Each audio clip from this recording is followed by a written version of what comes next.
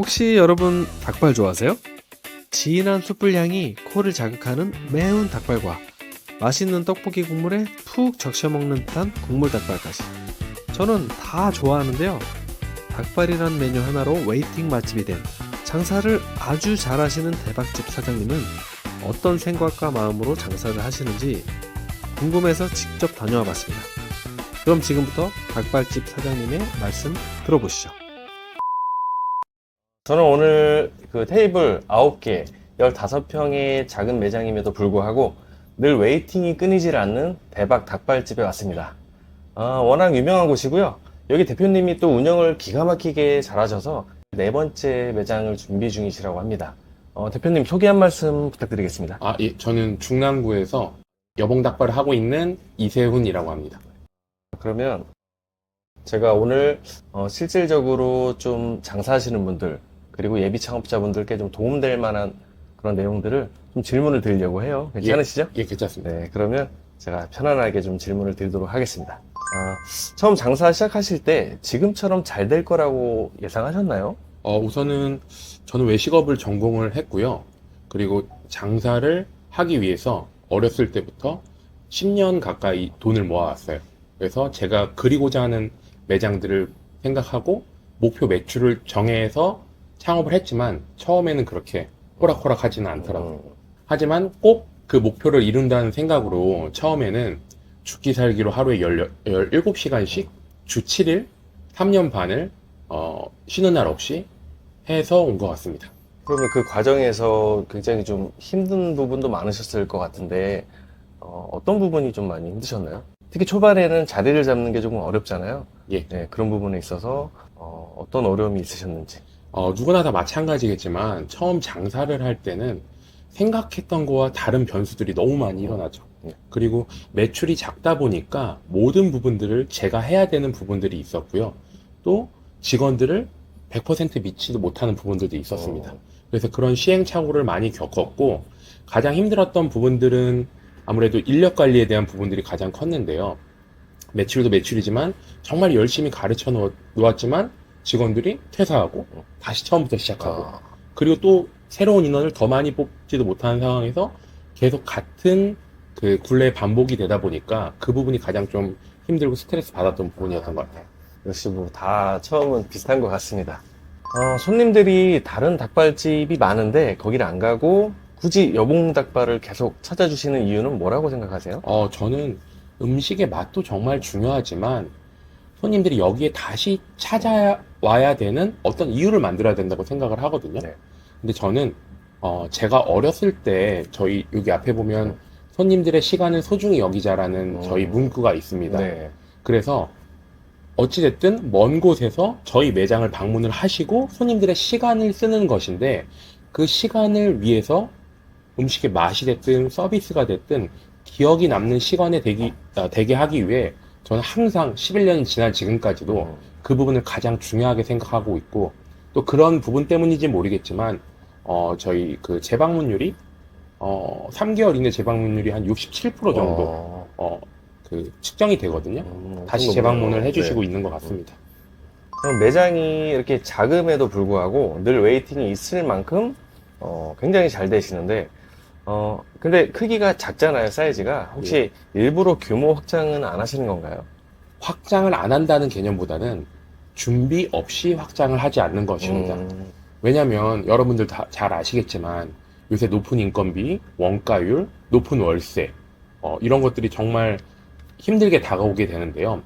너무나도 감사하게도 저희 매장은 15평이고 주택가에 위치해 있지만 월세가 100만 원밖에 되지 않습니다. 배달 플랫폼도 11년 동안 이용하지 않았습니다. 저는 매출보다도 이 구조를 잘 유지해서 꾸준히 유지하게 하는 게 중요하다고 생각하기 때문에 매장 확장에 있어서 조금 더 신중을 기하고 있는 편입니다. 장사를 하시면서 가장 힘들었던 순간과 그걸 극복한 방법이 어떤 건지 궁금해요.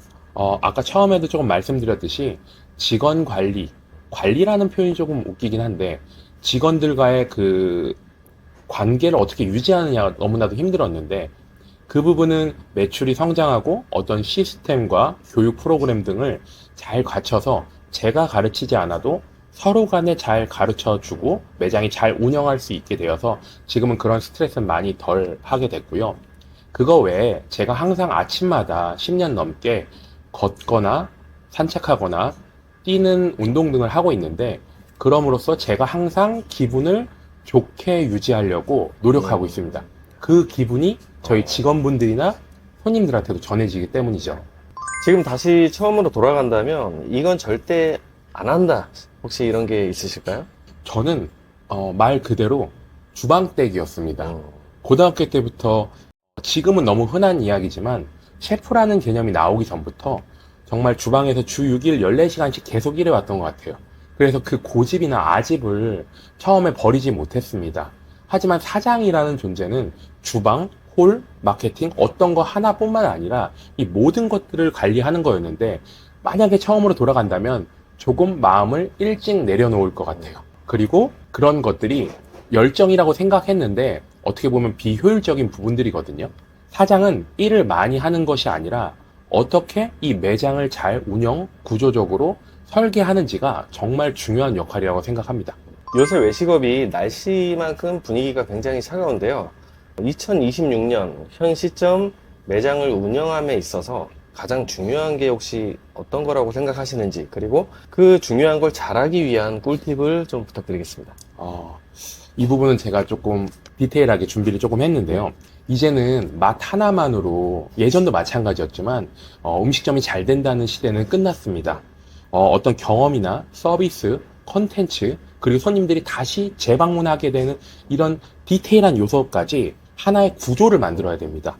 저희 여기 짜사장님이 항상 그 말씀하시는 내용 중에 거의 많은 부분들이 나와 있는데요. 그래서 이 브랜드가 항상 여기에 생존하고 있고 살아있다는 것을 지속적으로 알려야 됩니다. 이거를 바꿔 말하면 마케팅이라고도 하지만, 저는 사람들이 우리 매장을 또 방문하지 않는 이유는 너무나도 많은 개인적인 일들이 있을 것이고 너무나도 많은 경쟁 업체들이 있을 겁니다. 다만 잊었을 뿐입니다. 그래서 새로 오신 고객님이든 재방문 고객님이든 지속적으로 이벤트라든가 여러 가지 우리 매장들에 대한 홍보를 해야 되고 관계를 계속 맺어 나가는 것이 잘 되는 매장의 가장 중요한 포인트라고 생각됩니다. 초보 창업자들이 소위 말하는 대박 매장을 만들기 위해서 어떻게 해야 하나요? 이 과정을 좀 순서대로 알려주시면 굉장히 도움될 것 같아요. 우선은 대박을 먼저 생각하고 하는 거는 실패하기가 너무 쉽습니다. 하지만 준비는 꼭 선행되어야 됩니다. 저는 제 얘기를 해서 약간 꼰대 같다고 생각할 수 있겠지만, 저는 고등학교 때부터 외식업을 하는 게 정말 목표였고, 잘 되는 매장들에서 잘 되는 사장님들한테 여러 가지 노하우도 배우고 안 되는 매장에서도 배웠습니다. 그 말인즉슨 10년이 넘게 준비해서 겨우 15평 이 정도 매장에 조금은 나아진 정도의 수준을 운영하고 있지만, 지금 현 시점에서 잘 되기 위해서는 경험이 너무 필요합니다. 그래서 만약 창업을 한다고 하신다면 꼭 어디 가서 배우는 게 아니라 현장에서 적어도 1년 동안은 하루 13시간, 14시간씩 주 6일 경험해 볼 것을 제가 추천을 드립니다. 보통 동네 맛집에서 무슨 맛집, 구 맛집에서 1위부터 5위까지 있는 음식점들 중에 5년 이상 기간이 되었고 매출도 빠짐없이 꾸준히 유지하고 있는 그런 대박 매장을 찾아가서 나주같다 생각하고 그 사장님의 발끝부터 머리끝까지 다 배우는 겁니다. 그러면 보통 본인이 창업하는 매장에 있어서 성공 확률이 더 많이 올라간다고 생각이 됩니다. 그게 음식, 마케팅, 서비스, 직원관리 모든 부분에서. 대표님 말씀 공감합니다. 예, 무조건 그렇게 해야 되는 게 맞고, 예. 뭐 다들 아시겠지만 쉬운 게 없습니다. 대표님 매장의 유니폼을 보면 굉장히 특이한 게 있어요. 그 뒤에 등에 보면 진심이 담겨 있지 않다고 느껴지면 연락 주십시오 하고 대표님의 실제 휴대폰 번호가 적혀 있단 말이죠. 예, 맞습니다. 실제 전화 온 적이 있나요? 지금까지 2번 정도 오셨던 것 같습니다. 그거는 조금 더 잘 되길 바랬으면 하시는 분이 한 분 오셨고, 네. 또 한 분은 쓴소리를 해주시면서 좀 더 나아지길 위해서 문자와 함께 전화가 한 번 오셨습니다. 그래서 그 부분들 숨김없이 직원 카톡방과 알바 카톡방에 모두 공유를 했고요. 조금 더 다음에서는 이 부분에 대해서 신경 쓰자라는 부분들을 강조하고 조금 나아졌겠죠. 그게 굉장히 사소할 수 있는 거지만 장사하는 제 입장에서 볼 때는 굉장히 신박하고 또 의미 있는 그런 행동이라고 저는 보여졌거든요. 역시나 장사를 잘하시는 분은 다른 것 같습니다. 대표님 뭐 혹시 추가적으로 하시고 싶은 말씀이나 아니면 앞으로의 계획 그리고 뭐 현재 뭐 운영 중인 뭐 그런 SNS나 이런 게 있으면 그런 거 좀 알려주셔도 좋을 것 같아요. 우선은 장사하시는 분들이 벤치마킹이 정말 중요하거든요. 저의 인스타그램이나 네이버 스마트 스토어, 그 다음에 이제 시작한 지 얼마 안 돼 유튜브 채널까지 들어오셔서 정말 어떻게 이 사람이 하고 있는지 보고 본인 매장에 다 따라서 배우시고 해보시면 좋을 것 같습니다. 그리고 유튜브 채널 장사 수업 이 팀장이라고 이제 막 시작한 채널인데요. 작은 매장이 지금 어려운 상황 속에서도 살아남을 수 있는 여러 가지 장사 비법들을 공유하고 있으니까요. 우선은 짜 사장님 채널 구독하시고, 그리고 좀 더 마음에 드신다면 제 채널도 와주셔서 응원의 한마디 해주시면 너무 감사할 것 같습니다. 오늘 대표님 말씀 들으면서 작은 공간이어도 확실한 운영과 열정이 얼마나 큰 힘이 되는지를 느꼈습니다. 시청해주신 자영업자 그리고 예비 창업자분들께도 실질적인 도움과 용기가 되었길 바라고요. 그럼 다음에 또 장사 고수님을 찾아뵙고 현실적인 이야기 들어보는 시간을 가져볼 수 있도록 하겠습니다. 오늘 영상이 도움되셨다면 구독과 좋아요 한 번씩 눌러주시고요. 그럼 시청해주셔서 감사합니다. 감사합니다.